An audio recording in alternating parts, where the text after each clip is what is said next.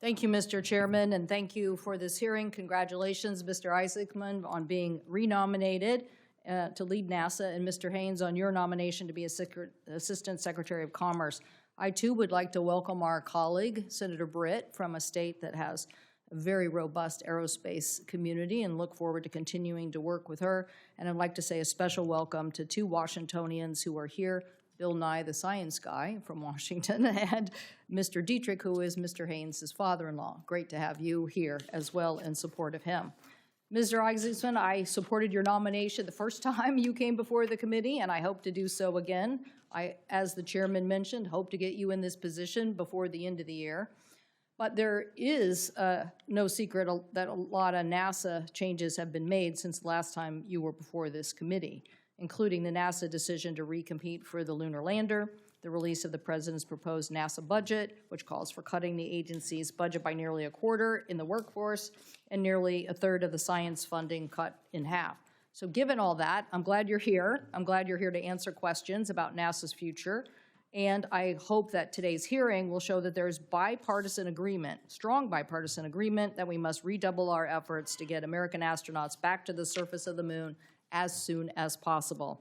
At our committee hearing in November, we heard concerning testimony from several expert witnesses who left little room for doubt that the current SpaceX lunar lander would not be ready to put Americans back on the moon either in 2027 or 2028. And this is almost certainly would lose the race to China. And I know that you are going to have robust competition.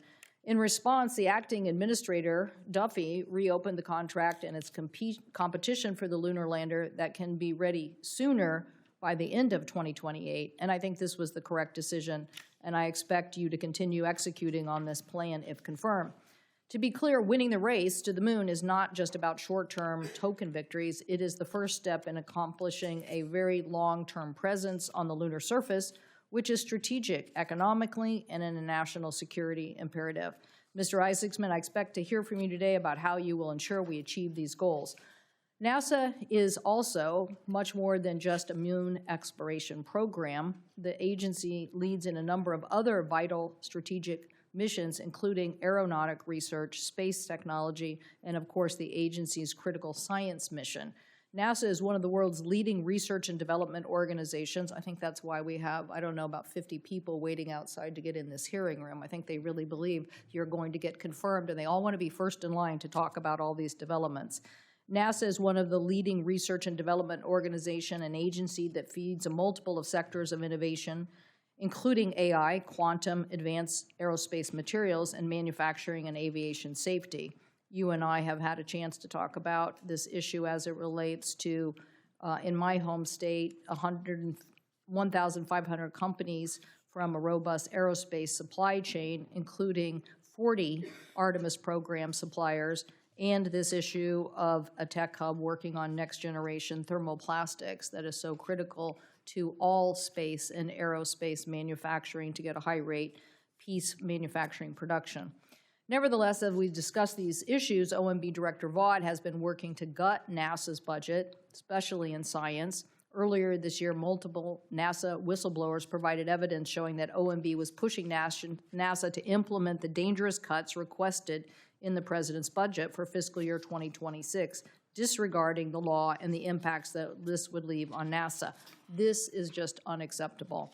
Mr. Isaacman, if confirmed, I expect you will push back on these dangerous ideas and advocate for NASA's budget.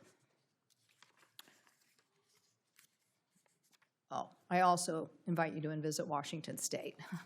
We'd love to continue this discussion on how to generate the next aviation innovation.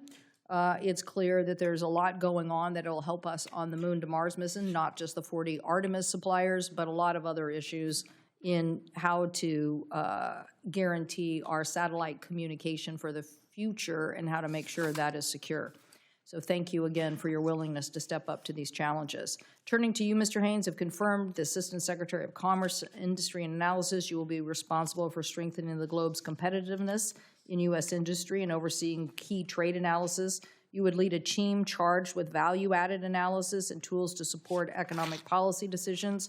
No doubt there's been a big sea change since COVID about supply chain issues and supply chain vulnerabilities, and the interest that commerce play a larger role in identifying those risk sectors. Myself and Senator Risch have been leading a charge on fusion technology and hoping that we could be very aggressive on supply chain issues if, in fact, fusion technology gets to the actual point of manufacturing in the United States.